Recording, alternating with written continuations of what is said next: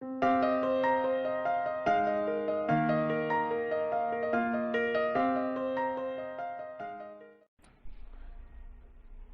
que vayamos otra vez, hermanos, a la carta del apóstol Pablo a los Gálatas. Carta de Pablo a los Gálatas, capítulo 5. Estamos estudiando acerca de el fruto del Espíritu en su gran abanico de virtudes. Y por eso es que quiero, hermanos, que leamos nuevamente los versículos 22 y 23 de ese capítulo 5. Dice la palabra de nuestro buen Dios, Gálatas 5, verso 22. Mas el fruto del Espíritu es amor, gozo, paz, paciencia, benignidad, bondad, fe, mansedumbre, templanza. Contra tales cosas no hay ley.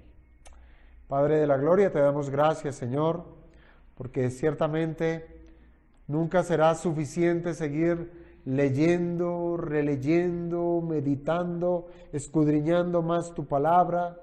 Y en lo que respecta, Padre, a lo que vamos estudiando de esta carta a los Gálatas, te rogamos hoy, amado Señor, que tu Santo Espíritu, Señor, replique el carácter de Cristo en medio de nuestra vida, que podamos testificar de nuestro Señor, que podamos ser verdaderamente sal y luz en este mundo, que no seamos cristianos tibios, sino que verdaderamente podamos manifestar, ser testigos tuyos aquí en la tierra, expresando, Señor, el carácter moral de nuestro Señor Jesucristo, que es evidente, Padre, en estas 9 virtudes que hemos estado estudiando, desglosando, y hoy, amado Señor, no será distinto, y hemos de rogar de la presencia de tu Espíritu para que nos ayude a tener una mayor atención, Señor, en tu palabra, que nuestro corazón, Padre, sea como ese terreno fértil en el cual tu palabra pueda ser sembrada y pueda producir fruto abundante, Señor, que te lleve honor y gloria. Te lo pedimos, Padre, en el nombre de tu Hijo Jesucristo. Amén. Hermanos, podemos tomar asiento. Como es debido, hermanos, hemos de considerar otros aspectos del fruto del Espíritu. Recordemos que no debemos partirlos como si se tratara de un elemento que puede ser partido. Por eso el Espíritu es claro al decirnos que se trata del fruto. Es un solo fruto que es reproducido en el creyente, en el cristiano. Por tanto, todos los creyentes han de manifestar amor, gozo, paz, etc. Todos, claro, se han de manifestar conforme al grado de entendimiento que tengamos de las Escrituras y de la obra que el Espíritu esté haciendo en medio de nosotros. También esto se da en la medida en que nosotros nos dispongamos delante del Señor para que Él replique el carácter de Jesucristo en nuestra vida. Pero sí o sí, hermanos, sí o sí, todo cristiano ha de manifestar el fruto del Espíritu, si es que ha nacido de nuevo. Ahora bien, tengamos en cuenta una cosa, hermanos. Hemos pasado por ciertos elementos que son sumamente necesarios. Hablar del amor, hablar del gozo, de la paz, de la paciencia. Todos estos elementos son muy importantes para poder nosotros vivir como se debe en este mundo. Pensar en vivir sin amor, pensar vivir en este mundo sin gozo o sin paz, pues eso sería voltear nuestra mirada y más bien experimentar lo que éramos antes de Cristo. Eso era lo que éramos. Seres sin amor, seres sin gozo, seres sin paz. Esa era nuestra constante de vida. Pero ahora en Cristo Jesús, estos elementos ya los vivimos. No solamente los expresamos porque Dios nos amó, porque Dios nos regocijó en Él al salvarnos y al darnos la reconciliación, sino que ahora todos estos elementos también los podemos replicar a nuestro alrededor. Ahora, Esto tiene un elemento más práctico, más pragmático, y es lo que encontramos en esas dos virtudes que continúan, lo que es la benignidad y la bondad. Pensemos en esto. De la naturaleza pecaminosa, que todos los seres humanos la tienen, aún nosotros como creyentes, aún lidiamos con esa naturaleza pecaminosa, pero piense usted en los impíos, que aún con su naturaleza pecaminosa, de ellos nace una cantidad de elementos que, a decir verdad, pudiéramos como resumirlos en un gran descontento, y en un inconformismo, ¿sí? Que ha hecho de los hombres seres que son conforme a ello, a ese descontento y a ese inconformismo. Los ha hecho apáticos, los ha hecho ásperos, los ha hecho incluso severos. Y piensa, hermanos, en los tiempos en los cuales nosotros estamos viviendo, ¿sí? Donde el rumbo de nuestra nación está en juego, por así decirlo, con el cambio de gobernante, con el cambio de presidente y de las posibles directrices que este hombre vaya a trazar en todo lo que compete al orden social, al orden económico, político, etcétera, ¿cierto? Y pareciera, hermanos, que estos asuntos hacen de la sociedad una masa de inconformismo. ¿O quién está conforme? Por el presidente. ¿Quién hubiese estado conforme si hubiese sido otro? Siempre va a haber inconformismo, ¿cierto? Y al ver precisamente cómo estos dirigentes, cómo estos gobernantes se manifiestan públicamente, cada vez nos manifiestan o nos muestran que no hay elementos en los cuales nosotros pudiéramos confiar. Entonces, nuevamente, vemos cómo la sociedad va creciendo en masa, en un conocimiento falso, en oscuridad, en sombras, de inconformismo. Cuando nosotros vemos a estos dirigentes y gobernantes que con astucia maligna extienden debates que son descarnados, que sencillamente no dejan más que una estela de violencia, pues eso es altamente preocupante para nosotros. Y es una violencia que obviamente nace de sus discursos y que fácilmente son recibidos por una sociedad insatisfecha, uno de esos dos elementos, ¿y qué puede producir? Esto va a ser traducido en más violencia. Y esa violencia nosotros la vemos evidente en desmanes en las calles, en vandalismo de toda índole, de inmoralidad, de atacar los derechos de otro ser humano. Y pareciera que de manera ingenua vemos cómo hasta en los hogares se ven familias envueltas en ese ambiente sombrío de improperios, de violencia. Pero hermanos, si nosotros como creyentes, si nosotros fuéramos cuando menos un poco más percibidos de lo que las Escrituras nos han enseñado, cuánto de tanta violencia, de tanta irritabilidad, de tantos conflictos pudiéramos ver que se desvanecen si realmente camináramos conforme a la Escritura.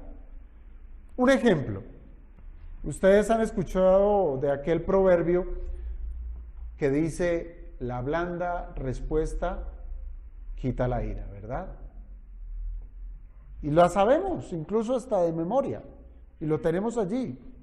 Y se trata de tantas máximas que tiene la fe cristiana, hermanos, pero que si la pusiéramos en práctica, cuánta violencia sería apocada, ¿verdad? Entonces, ¿qué es lo que está pasando? ¿La Biblia falla? No, la Biblia no falla. La Biblia nos presenta la verdad naturalmente. nos dice, nos traza el camino por el cual debemos nosotros seguir. Claro que sí. Entonces, lo que hay en evidencia en esta sociedad y aún en nuestras casas es que estamos siendo apáticos a la Escritura. Estamos siendo apáticos a la verdad.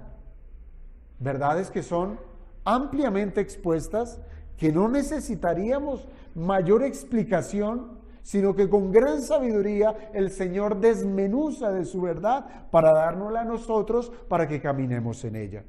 La blanda respuesta quita la ira.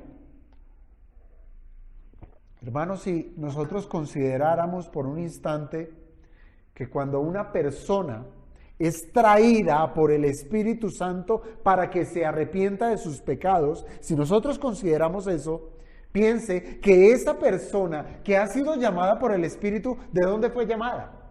Del mundo, de un mundo violento, de un mundo grosero, de un mundo inmoral. Y el Espíritu la llama para sacarla de ese mundo y traerla al reino de nuestro Señor Jesucristo, ¿cierto? Para hacer de ella una nueva criatura. Entonces, vemos que esta nueva criatura va a ser trabajada y pulida por Dios para que la imagen de Jesucristo comience a ser tallada en esa nueva persona. Hermanos, y si nosotros pensáramos en eso, le daríamos otra relevancia al evangelismo. Le daríamos otra relevancia a lo que percibimos a nuestro alrededor, a tanta inconformidad, ¿sí? Nos quejamos de la violencia, nos quejamos del maltrato, nos quejamos de nuestros gobernantes. Imagínense si este mundo, esta sociedad fuera saturada por cristianos. Esto sería algo bueno, ¿cierto? Sería algo bueno, tanto para la persona que nace de nuevo, claro, una persona que estaba condenada a morir eternamente, pero también sería bueno para la sociedad donde ese nuevo cristiano va a ejercer influencia, si es que la ejerce. Allí está la situación, que los cristianos debemos ejercer influencia en esta sociedad. ¿Cuál influencia? Manifestando el carácter de Cristo.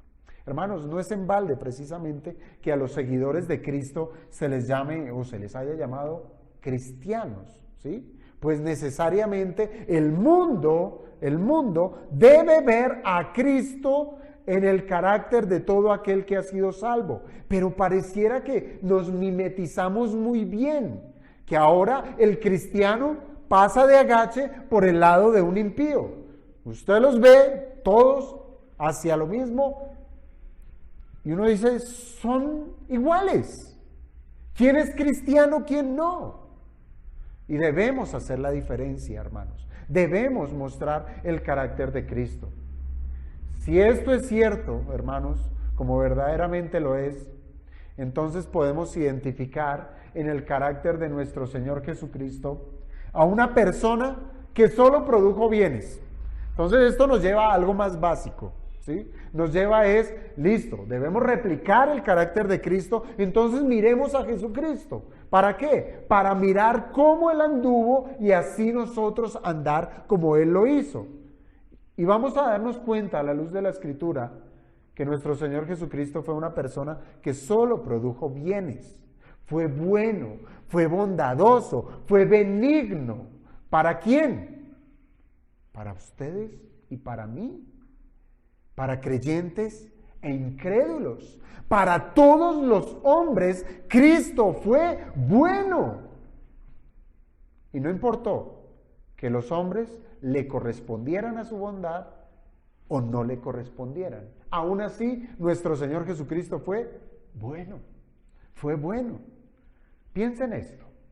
Cuando el apóstol Pablo está enseñando aquí acerca del fruto del Espíritu, pues nos pone en tal dirección, hermanos, que por el poder del Espíritu, ¿qué nos hace? Él empieza a trabajar para que nosotros renunciemos a lo que éramos, o podemos decir, a lo que somos, pecadores. Y ese es el trabajo, que renunciemos. Nos muestra el pecado, nos muestra lo codiciosos, nos muestra todo lo malo y lo feo que la Escritura nos dice que está mal. Nos dice, estos son ustedes. Nos impulsa ¿a qué? A que nos arrepintamos, a que abandonemos eso que éramos, para hacer espacio, por así decirlo, para hacer espacio y llenarlo de algo mejor. Y es de llenarnos del carácter de nuestro Señor Jesucristo. Y se trata de esto, hermanos, de un trabajo que es inagotable, ¿sí? Es un trabajo inagotable de la transformación de nuestras vidas a la imagen de Jesucristo. Eso es lo que está haciendo el Espíritu. Y eso es lo que debe hacer, lo que debe estar experimentando todo creyente, la transformación de su vida a la imagen de Jesucristo. Ahora, entonces estas virtudes del fruto del Espíritu vienen a ser ese carácter moral de nuestro Salvador que ahora puede ser el nuestro. Lo que es Cristo, ahora por medio del Espíritu, usando la Escritura, va a aplicar ese carácter en medio de nosotros. Lo va a reproducir para que seamos como Cristo. Por tanto, hermanos, si nosotros consideramos lo que nuestro Salvador fue con los hombres, la manera que Él habló, si nosotros consideramos su entrega abnegada de cómo Él enseñaba las verdades del reino, si nosotros vemos aún en sus milagros, hermanos, podemos concluir que Jesús de Nazaret, el Mesías prometido, fue un buen hombre que dedicó su vida para el bienestar de los hombres. En todo sentido lo hizo. Ahora bien, con esto no estoy desconociendo que Él sea Dios. ¿Por qué lo digo?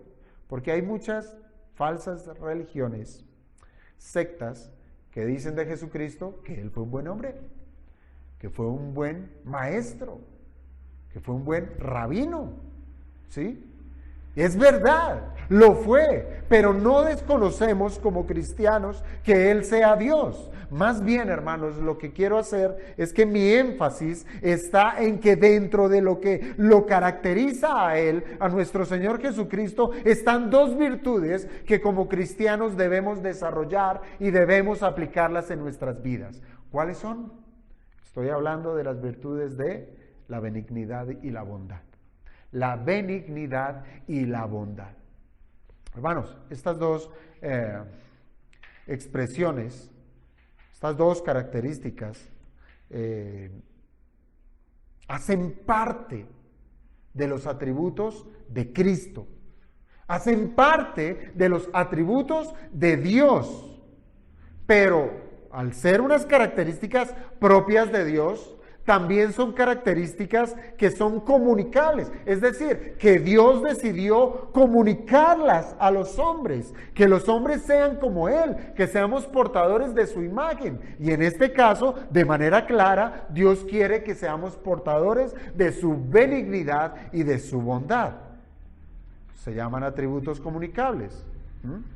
Dios quiere hacer de estas dos virtudes, la benignidad y la bondad, hacerlas partícipes a los hombres que han sido salvos y hechos santos, es decir, apartados para su gloria y para el buen nombre suyo. Eso es lo que quiere Dios.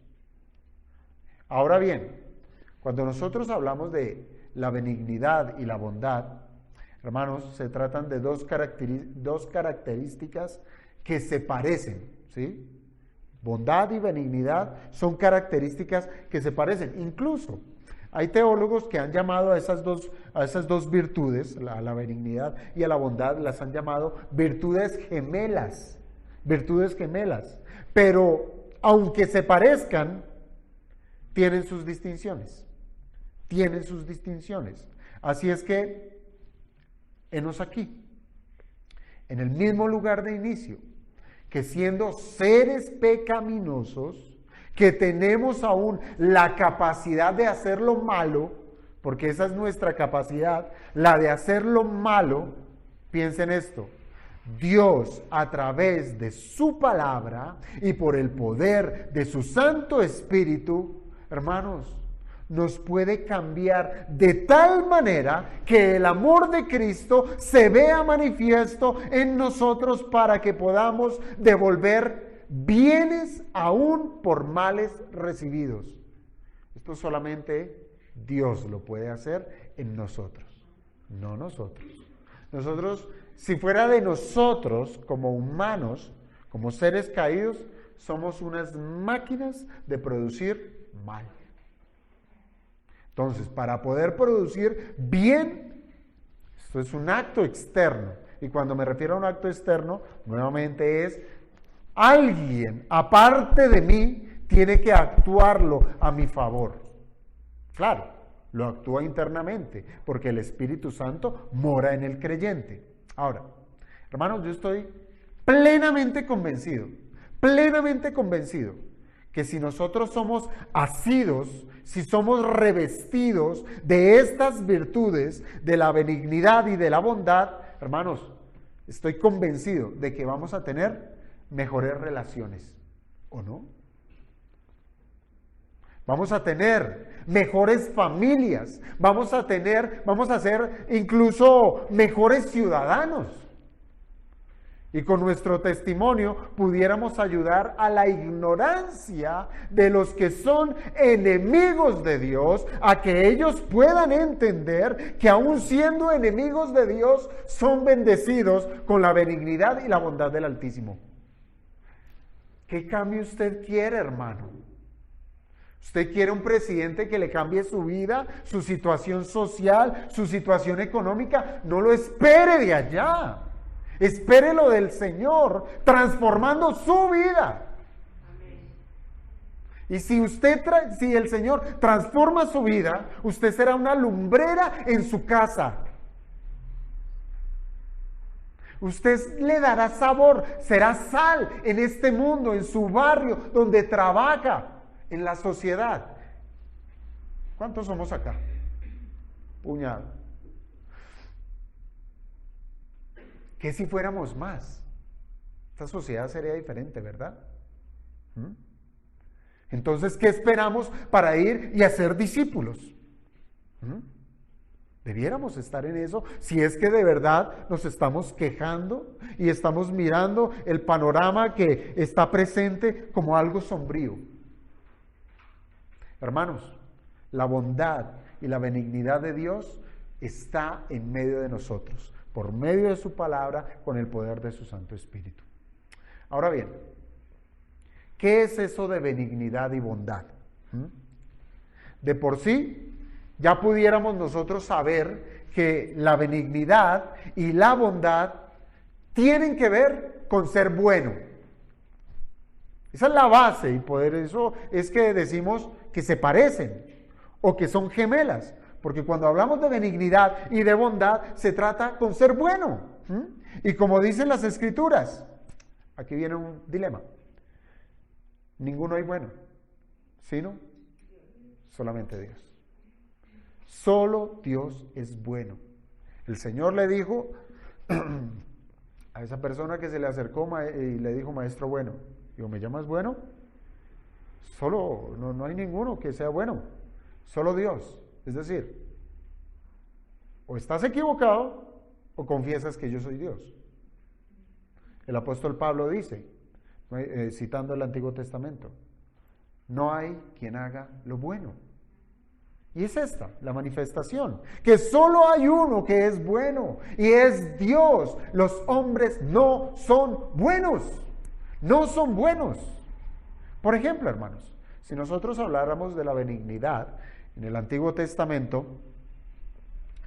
recurrentemente es traducida como bueno o como bien. Eso lo vamos a encontrar en el Antiguo Testamento. Y se trata de un atributo propio de Dios. Búsquelo usted allá en el Salmo 65. Salmo 65, versículo 11. Pudiéramos decir que aquí se trata como de una tesis que nos presenta aquí el salmista, ¿sí?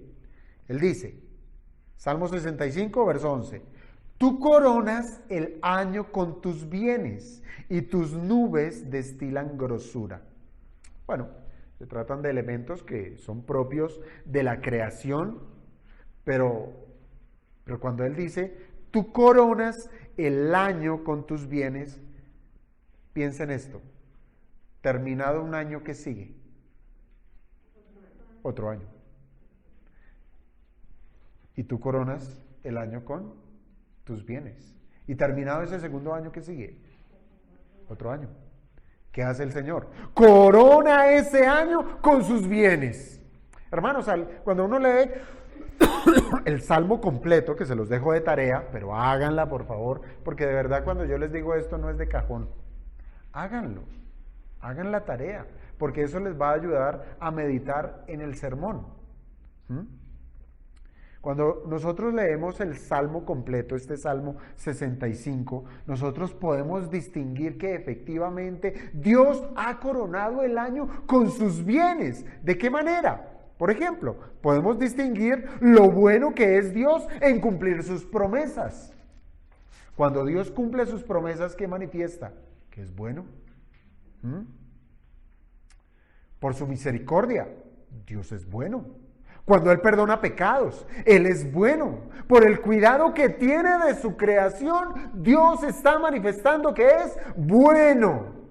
A tal punto, hermanos, que el salmista llega y dice, tú coronaste el año de bienes. Para donde yo mire, solo encuentro el bien recibido de tu mano.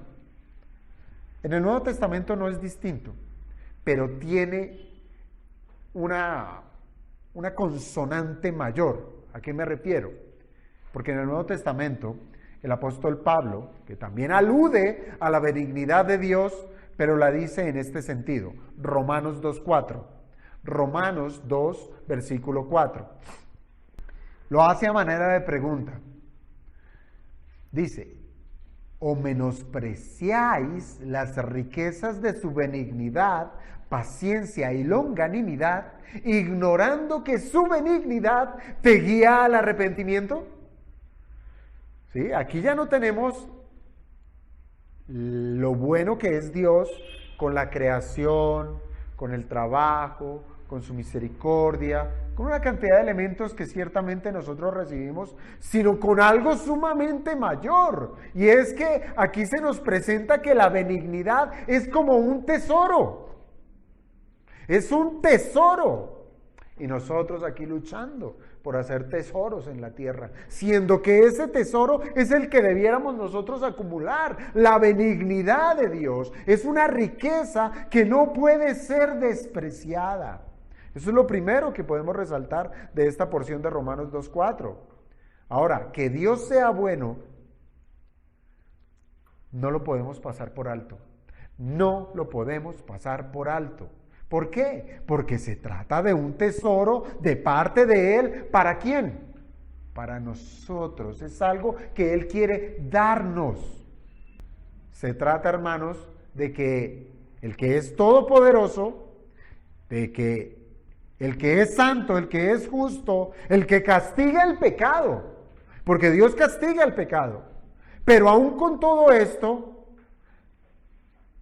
que le permite traer juicio sobre los hombres pecadores, aún Él quiere mostrar que es bueno con su creación, sin merecerlo. Él aún quiere mostrar que es bueno con su creación. Hermanos, mientras nosotros los hombres nos esforzamos en hacer lo malo, Dios no se cansa en ser bueno. Yo le pregunto, ¿cómo podemos, hermanos, menospreciar el buen trato que hemos recibido de Dios y aún pretendamos seguir en un camino de iniquidad, en un camino de impenitencia? ¿Cómo podemos menospreciar eso? Hermanos, aquí se nos dice que la benignidad de Dios se presenta como un margen, como un pasamanos. Ustedes han visto que en algunas construcciones hay un pasamanos para poderse guiar bajando una escalera o un pasillo, etcétera, y más aún cuando una persona tiene una dificultad para caminar, qué sé yo. Esa es la bondad de Dios. Esa benignidad, su carácter bueno, es para nosotros eso de donde agarrarnos. ¿Por qué? Porque ese pasamanos nos guía a nosotros los hombres al arrepentimiento de nuestros pecados. Así lo presenta el apóstol Pablo.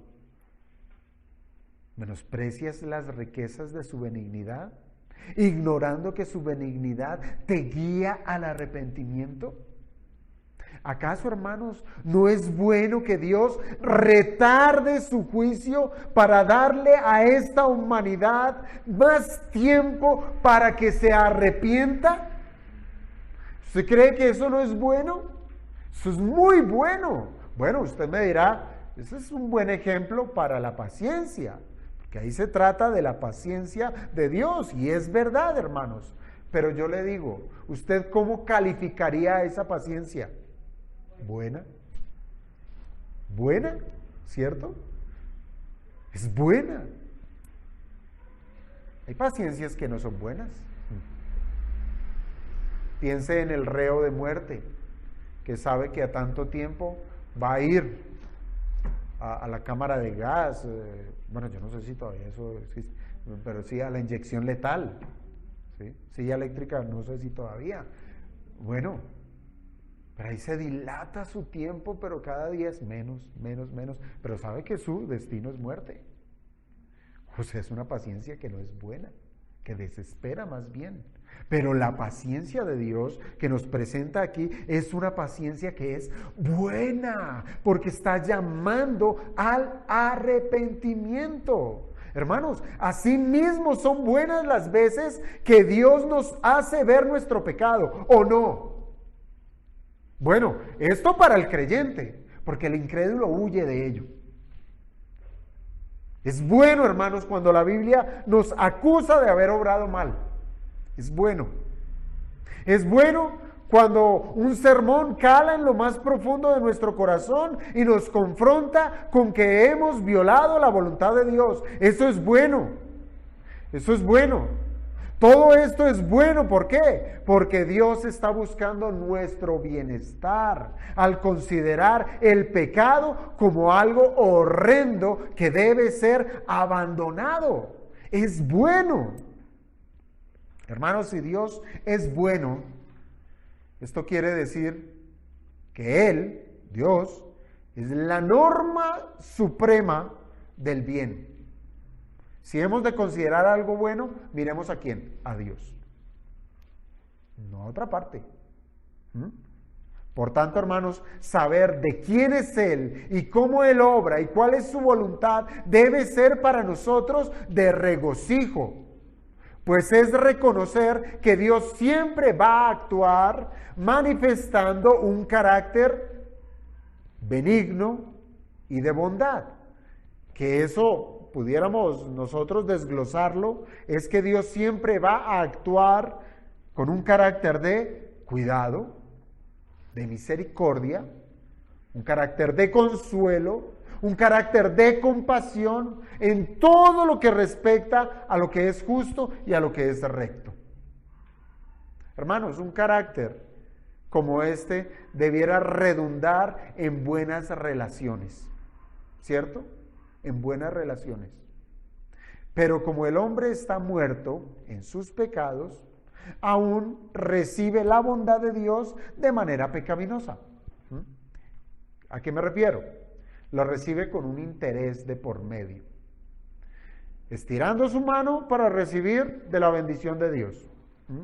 Pero cuando Dios habla de corregir la vida de esa persona que ha sido bendecida, ya los hombres le dan la espalda a Dios, siguiendo su camino de maldad. Reciben lo bueno, pero no la vara. Piense, por ejemplo, en las palabras del Señor cuando dijo que Dios el Padre hace salir su sol sobre malos y buenos, ¿o no? Así es Dios, de generoso, de bueno. Hace salir el sol, su sol, dice la Escritura, es de Él. Su sol lo hace salir sobre malos y buenos. Y sigue diciendo el texto, y hace llover sobre justos e injustos, manifestándonos, hermanos, que Dios es bueno aún con sus enemigos. Dios es bueno aún con sus enemigos. Pero ¿cuál es la intención? De acuerdo a Romanos, la intención es que ese enemigo se arrepienta.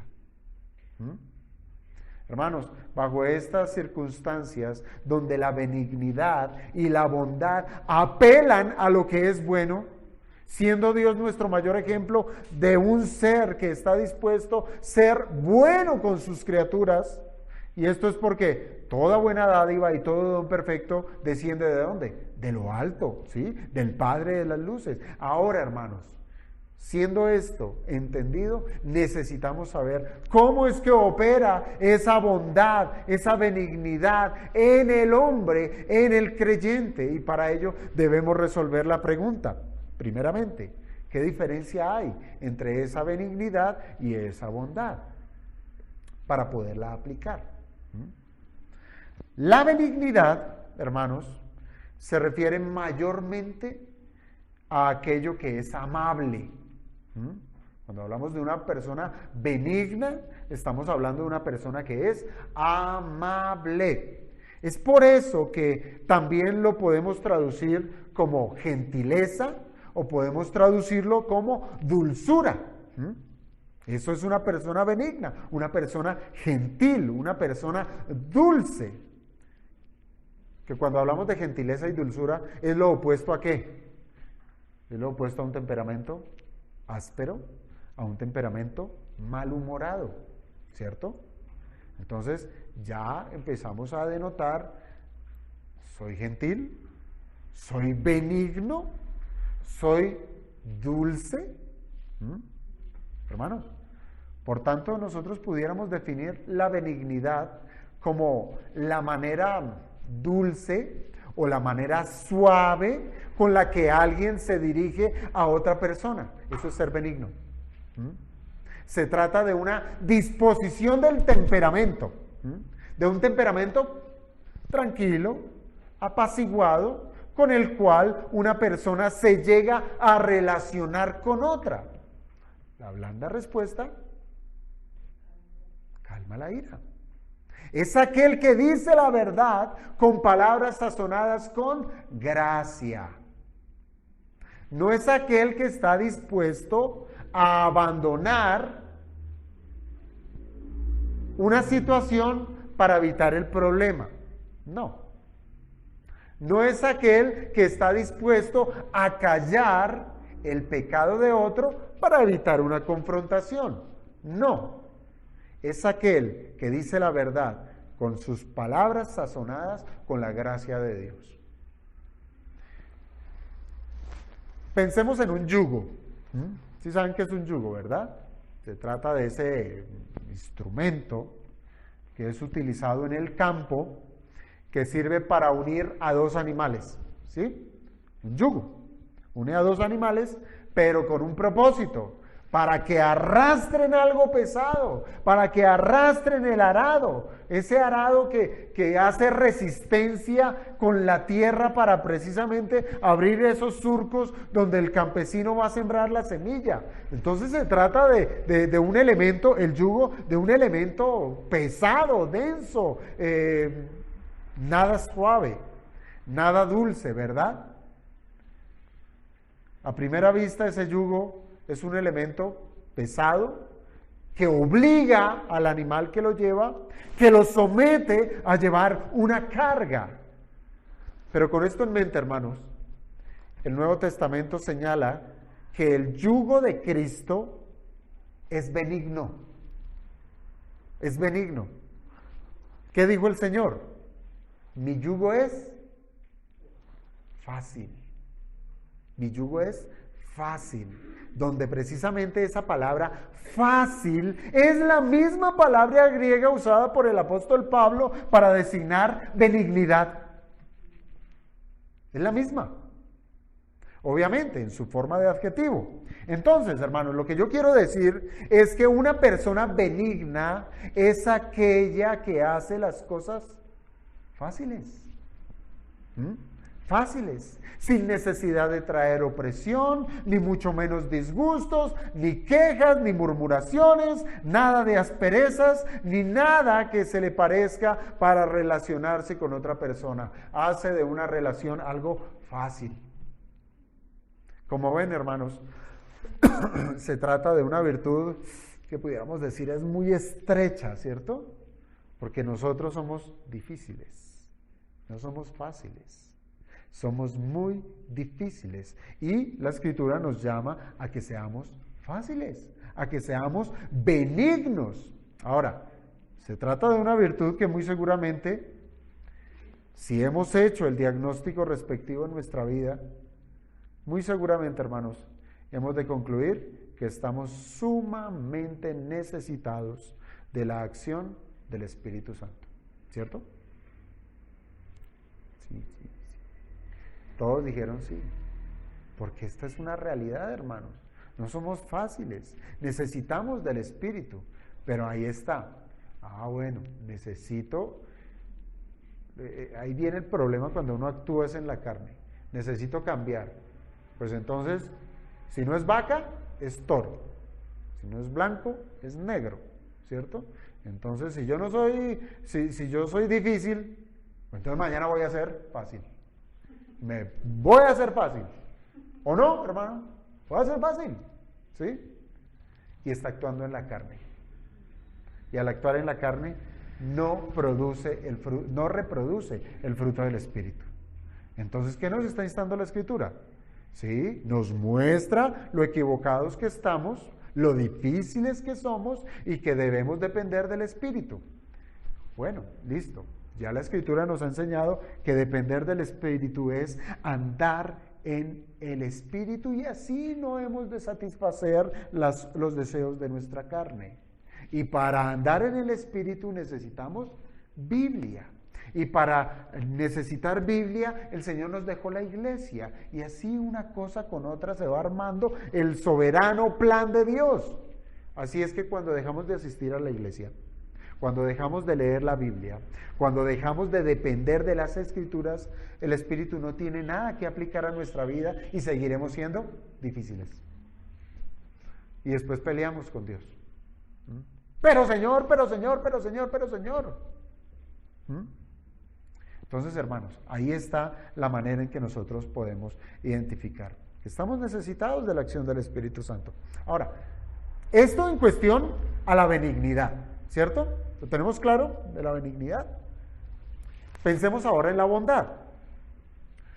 La bondad se trata de un concepto más amplio. La benignidad, pudiéramos decir, es algún aspecto más específico, pero la bondad es un aspecto más amplio.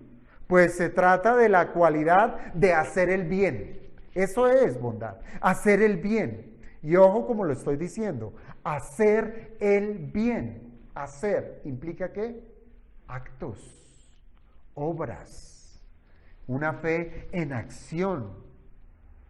Pero óigame bien, cuando hablamos de bondad, de hacer el bien, se puede hacer el bien no necesariamente en términos suaves. Entonces ahí ya uno diría, ya puedo respirar, ¿sí? Puedo ser bondadoso sin ser benigno. Puedo ser bondadoso sin ser benigno.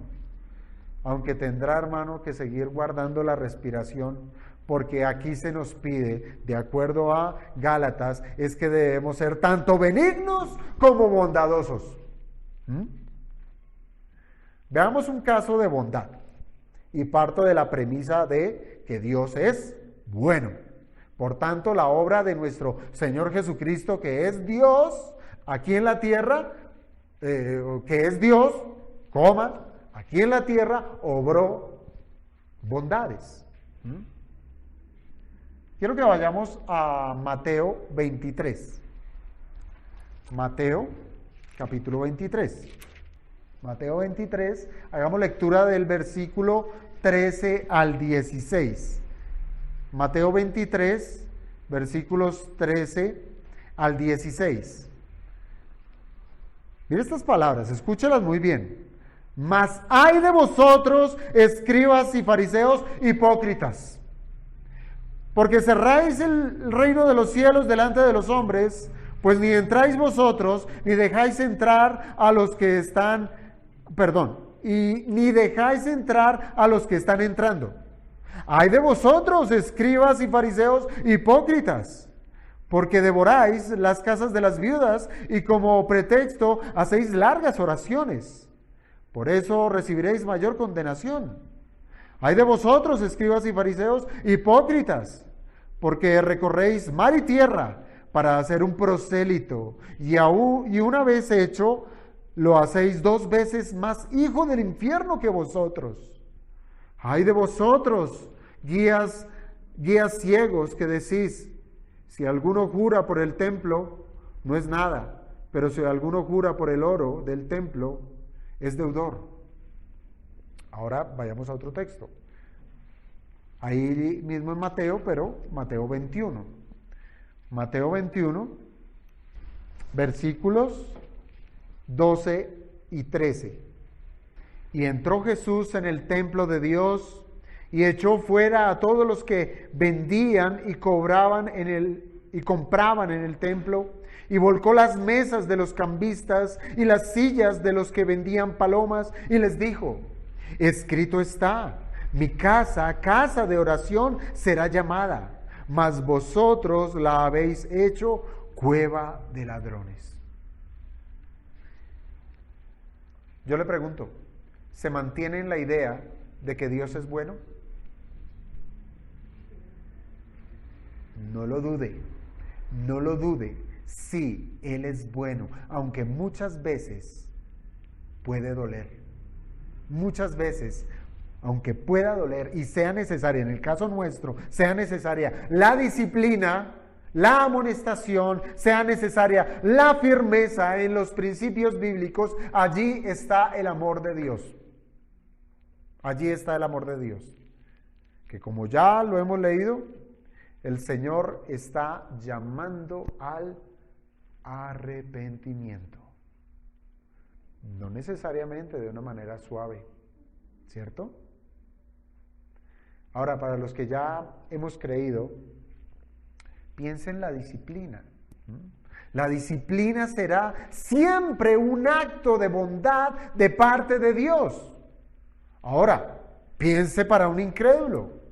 Para un incrédulo, aún los juicios serán un acto de bondad para esa persona. ¿Por qué? Porque por medio de los juicios Dios está llamando al arrepentimiento. Así es como nosotros lo podemos leer en el libro de Apocalipsis. En Apocalipsis nosotros encontramos juicios severos, pero muy severos de parte de Dios sobre los impíos, que son manifiestos en esas 7 trompetas. Y pasadas, fíjense, las 6 primeras trompetas, dice el libro de Apocalipsis, en el capítulo 9, versículos 20 y 21, búsquelo allí en su Biblia, Apocalipsis capítulo 9, versículos 20 y 21, esto es ya pasadas 7 trompetas, 7 juicios. Allí leemos: y los otros hombres que no fueron muertos con estas plagas, ni aún así se arrepintieron de las obras de sus manos, ni dejaron de adorar a los demonios y a las imágenes de oro, de plata, de bronce, de piedra y de madera, las cuales no pueden ver, ni oír, ni andar. Dice el verso 21, y no se arrepintieron de sus homicidios, ni de sus hechicerías, ni de sus fornicaciones, ni de sus hurtos. Hermanos, aquí tenemos que la bondad de Dios, aún con esos juicios severos, estaban llamando al arrepentimiento a los impíos. Por tanto, la bondad, hermanos, se trata de una virtud que es práctica que tiene que ser manifestada, ¿sí?, con el propósito de llamar al otro a que haga lo bueno, a que se arrepienta. Y pudiéramos decir también que se trata de una virtud que debe ser manifestada con amabilidad, benignidad y con firmeza. Con amabilidad y con firmeza. Mire, la Biblia es sumamente clara que nosotros no debemos guardarnos en ser buenos con nadie, ¿sí? Y así lo va a terminar diciendo el apóstol Pablo en la carta a los Gálatas, allá en el capítulo 6. Dice, no os canséis de hacer el bien. La Biblia es clara en eso, no debemos guardarnos de ser buenos con nadie. Por tanto, la benignidad como la bondad deben manifestarse tanto en los casos de retribuir bien, con ese bien recibido, como también en el caso de retribuir bien con el mal recibido, en cualquiera de los casos. Y aún, hermanos, aún debemos nosotros manifestar la bondad, ser buenos, manifestando el carácter de Cristo, así no recibamos absolutamente nada. Ni lo bueno ni lo malo. Así reciba lo bueno, reciba lo malo, tenemos que hacer el bien. Para mayor claridad, hermanos, en la diferencia que hay entre estas dos virtudes de la benignidad y la bondad, nosotros pudiéramos decir que la benignidad se inclina más a una cualidad, ¿sí? A una cualidad, mientras que la bondad se trata de una acción. Ya vimos en el Evangelio de Mateo cómo nuestro Señor manifestó bondad, ¿cierto? No necesariamente con medios suaves, pero tengamos cuidado, hermanos, porque nosotros no tenemos la infinitud de la manifestación de la bondad como sí la tiene nuestro Señor Jesucristo, y la tuvo allá en esos 2 episodios. Lo que hace que aún en esas expresiones de bondad que leímos, son santas y son puras, pero eso no debiéramos nosotros ver la bondad para aplicarla de esa manera nosotros. ¿Por qué? Porque si nosotros aplicamos la bondad de esa manera, vamos a destruir. Cristo no lo hace. Él crea, Él no destruye. Pero sí debemos nosotros considerar ser buenos, manifestar bondad, siempre con los ojos de la benignidad. Siempre. Así es que vayamos a algo práctico de este par de virtudes. Y para eso quiero que pensemos en la primera carta del apóstol Pablo a los Corintios, ¿sí? Y en esa carta, toda la carta, así es que usted puede abrir la primera carta a los Corintios donde le caiga, y usted va a encontrar que toda la carta es una serie de correcciones, una serie de amonestaciones sumamente necesarias que esta iglesia debía hacer, ponerla en práctica para purificarse y mantenerse santa. A lo cual Pablo les dice, después de hay muchas reprensiones allí, ¿cierto? Tenemos inmoralidad, tenemos divisiones, tenemos desorden, muchas cosas que el apóstol con esta carta viene a corregir. Y el apóstol les dice, en el capítulo 4, versículo 21, a manera de pregunta, ¿qué queréis? ¿Iré a vosotros con vara o con amor y espíritu de mansedumbre? Entonces, imagínense que el apóstol viniera y nos dijera, ¿con qué quiere que yo vaya? ¿Vaya con vara? Viniera hoy. Nos dijera, ¿quiere que vaya con vara? ¿O con amor y espíritu de mansedumbre? No, con amor. Pasito. Hagámonos pasito. ¿Sí? Hermanos, obviamente Pablo tenía esa autoridad apostólica para reprenderles. Él la tenía. Pero aún así, Pablo abre un camino mejor. Abre el camino de la reprensión con amor. Abre un camino donde la verdad no es rebajada, donde el pecado es expuesto sin ningún tipo de encubrimiento y a la vez haciendo un llamado tierno al arrepentimiento. Y así mismo lo encontramos en los Gálatas. Oh Gálatas insensatos. Palabras duras, fuertes, ¿verdad? Piense, por ejemplo, en el caso cuando la mujer adúltera le fue llevada a los pies del maestro para que fuera él, nuestro Señor, quien juzgare ese caso. Claro, ¿se trataba de qué? De una mujer pecadora, de una mujer adúltera. ¿Y qué mandaba la ley? La ley mandaba que fuera apedreada, ¿verdad? Eso manda la ley. Como hombres, nosotros podemos estar listos a pronunciar juicio apelando a la verdad. Y así llegaron los jóvenes y los viejos, con piedras en las manos, dispuestos a lapidar a esa mujer. Y estaban apelando a la verdad. La ley de Moisés manda que una mujer adúltera, que un adúltero sea apedreado. Y así nosotros podemos estar sumamente listos para abrazando la verdad, teniéndola a nuestro favor y usarla de esa manera. Pero hermanos, debemos siempre partir del hecho. Hemos de considerar la verdad. Podemos tener la razón. Puede la verdad estar a nuestro favor, pero no vamos a hacer el bien si ese no es el propósito, el de hacer el bien, el de hacer lo que es bueno, el aplicar la verdad con misericordia, con compasión, con el propósito de llamar a esa persona al arrepentimiento. ¿Verdad? Esta es la manera de hacer discípulos, llamar al arrepentimiento. Ha pecado, eso sí, no se le puede negar. No podemos caer en ese juego de decir, lo podemos lidiar ahí, miremos ahí su pecado, ¿sí? Venga a la iglesia, eso sí, venga a la iglesia con su pecado, pero venga a la iglesia. No. Es decirle, está este pecado. Y la consideración frente a su pecado es el arrepentimiento, no hay más. No hay más.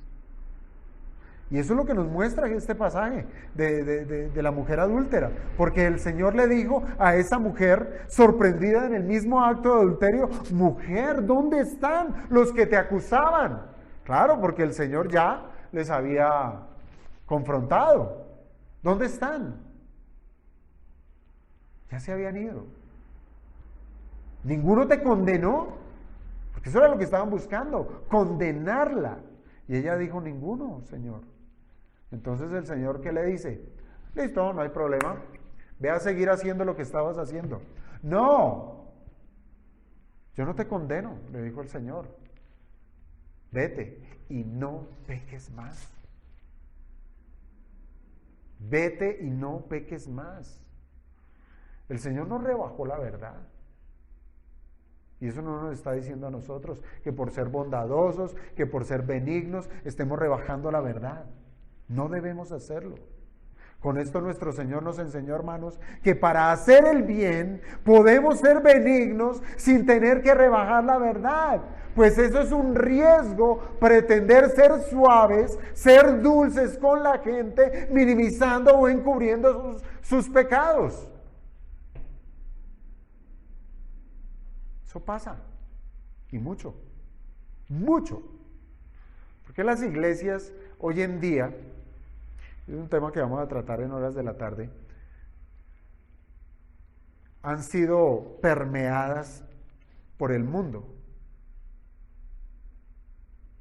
Porque hoy en día la iglesia que profesa ser creyente, mas no lo es, se mimetiza muy bien con el mundo. Y para tener ese tipo de congregaciones llenas, cabe también todo su pecado. Cabe esa persona con todos sus pecados. Venga, llene esto. se llena. Eso se llena.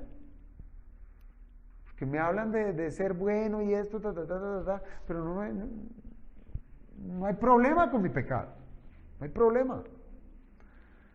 También cuando nuestro Señor, hermanos, piensa en otra escena, cuando nuestro Señor, estando colgado en la cruz, completamente sujeto al dolor físico, al desgaste emocional, su espíritu se mantenía inquebrantable, a tal punto que llega a interceder por sus transgresores, diciéndoles: Padre, perdónalos, porque no saben lo que hacen. Hermanos, la Biblia nos comprueba que esto no es imposible para un verdadero hijo de Dios. Llegar a mirar a otra persona con bondad, con benignidad. La Biblia nos dice que esto no es imposible para aquel que ha nacido de nuevo. ¿Por qué? Porque nos deja como testimonio que Esteban, en ese momento de ser apedreado, lleno del Espíritu, dice la Escritura, lleno del Espíritu Santo, clamó a gran voz: Señor, no les tomes en cuenta este pecado. Replicó el carácter de Cristo. Esto es un eco del carácter benigno y bondadoso del Señor Jesucristo, que puede ser replicado en una persona cuando depende enteramente del Espíritu de Dios. Pero si fuera por nosotros, por nuestra propia voluntad, el querer hacer el bien, hermanos, jamás, nunca sería posible. Nunca. Aunque por fuera nuestras obras parecieran buenas, aunque por fuera nuestras obras parecieran generosas, parecieran inclusive dulces, pero si nacen de una obra de la carne, significa que nuestra intención está permeada por el pecado. Lo hacemos con una doble intención. Ay, sí, voy a ser bueno contigo. Sí, generoso. Sí, te perdono. Sí. Una intención pecaminosa hay allí. Sería bueno cuestionarnos, hermanos, y preguntarnos: ¿por qué hacemos lo que hacemos? ¿Por qué hacemos lo que hacemos? Y me refiero a las buenas obras. ¿Por qué las hacemos? ¿Cuál es nuestra verdadera intención? ¿Será la misma que tuvieron los fariseos? Porque los fariseos hicieron buenas obras. Pero debiéramos nosotros atender a las palabras de advertencia que nos hizo nuestro Señor cuando Él dijo: guardaos de hacer vuestra justicia delante de los hombres, para ser vistos de ellos. De otra manera no tendréis recompensa de vuestro Padre que está en los cielos. Guarde su corazón con esas intenciones de querer hacer lo bueno solamente para ganar la gloria de los hombres. Soy bueno, míreme. Míreme. Soy bueno. Guardaos, dice el Señor. Y este pasaje, hermanos, está precisamente dentro del contexto de la práctica de las limosnas. ¿Sí saben qué es una limosna? ¿Qué son las limosnas? Dar lo que me sobra. ¿Otro concepto? ¿Por ahí? ¿Qué es limosna? ¿No? Es hacer el bien al que está en necesidad. Eso es limosna. No es dar lo que me sobra. Es ver la necesidad del otro y procurar ayudar en esa necesidad. Y en ese contexto está esto, ¿sí? Que el Señor dice: guarden de hacer vuestra justicia. Es decir, una limosna es justa. Es justa. Pero guárdense en hacer vuestra justicia delante de los hombres para ser vistos por ellos. No hagan con esa intención. No lo hagan con esa intención. Entonces este versículo eso es lo que nos está diciendo, que el hombre natural puede manifestar cierto grado de bondad, pero la manifiestan con un propósito de ostentación y de vanagloria. El hombre natural, uno espera esto desde el hombre natural, no el creyente. El creyente ha de hacer la buena obra, va a hacer el bien a aquel que está en necesidad, sin buscar que el otro lo vea, sin buscar el agrado del hombre. Por el contrario, hermanos, nuestras buenas obras, que son la respuesta precisamente de un carácter benigno, de un carácter bondadoso, debe redundar con el propósito, ¿es de qué? De glorificar a Dios. Ese es el propósito, no de que yo me gane la gloria, sino que mi obra sea con el propósito de que la gloria sea para Dios.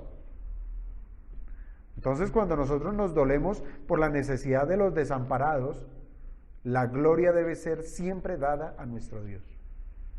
Y ese debe ser el motor que nos impulse para ser buenos, para ser benignos. Pero también, hermanos, hay que decir que no se nos está prohibiendo aquí en hacer lo que es bueno de manera pública.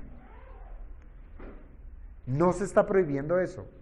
No se está prohibiendo porque es que este es otro caso extremo, es que nadie hace lo bueno sino solo cuando están, venga, que nadie sepa, que tu mano derecha no sepa. No es eso, hermanos, no es eso. Porque hay quienes han pretendido que eso puede ser más piadoso, pero estaríamos, hermanos, dejando de lado la oportunidad de que los hombres glorifiquen a Dios. Y para ello cito Mateo 5, versículo 16, que el Señor dijo, Mateo 5, verso 16, así alumbre vuestra luz delante de los hombres. Entonces al fin, ¿qué, Señor? Nos guardamos nuestras justicias delante de los hombres para ser vistos por ellos, y ahora aquí nos dices, así alumbre vuestra luz delante de los hombres. Pero nuevamente, el punto está en la intención. Y aquí nos dice que la luz de nosotros debe brillar delante de los hombres para que vean vuestras buenas obras. ¿Y qué? Y glorifiquen a vuestro Padre que está en los cielos. Si usted quiere mostrar sus buenas obras, muéstrelas, pero hágalas con esta intención. ¿Cuál? La que los hombres glorifiquen a Dios. Cuando esta humanidad caída, hermanos, cuando esta humanidad caída recibe de los creyentes benignidad y recibe bondad, es cuando el campesino labra la tierra para dejarla lo más pareja posible, para que cuando se siembre el evangelio, quiera Dios que esa persona que ha probado la bondad de Dios por medio de nosotros, siendo nosotros los instrumentos, puedan alcanzar salvación. Y toda la gloria será para nuestro Dios. Y esto es reiterativo, hermanos, en el pensamiento apostólico. Usted piense en el pensamiento de Pablo, en el pensamiento de Pedro. Ellos indican precisamente que en el ámbito, por ejemplo, de un matrimonio mixto, que la parte creyente, con su testimonio de benignidad, con su testimonio de bondad, puede alcanzar a sus cónyuges para salvación. Esto es bueno. Esto nos debe llevar, hermanos, a meditar a que no hay mayor expresión de benignidad y bondad que ayudar a las necesidades espirituales que tiene un hombre. Y es el Evangelio. Y es el Evangelio. Claro, no estoy diciendo que nos abstengamos de las otras, pero todo debe ser encaminado para que cuando vean nuestras buenas obras, glorifiquen a Dios. O sea, sea intencional, hermano. Sea intencional. ¿Usted va a ayudar a alguien? Ayúdelo, pero ayúdelo a llevarlo a Cristo. A Cristo. Y aquí cierro mi sermón precisamente con lo que estábamos hablando al principio. Porque así, esas posibles quejas por la violencia, por la maldad de este mundo caído, muy evidente en nuestra nación, será opacado, hermanos, por la arremetida del reino de los cielos, liberando a los cautivos, a los que están en la miseria de sus pecados. ¿Y el resultado cuál será? En más discípulos de Cristo, que estarán dispuestos a manifestar la benignidad y la bondad de Dios sobre esta tierra.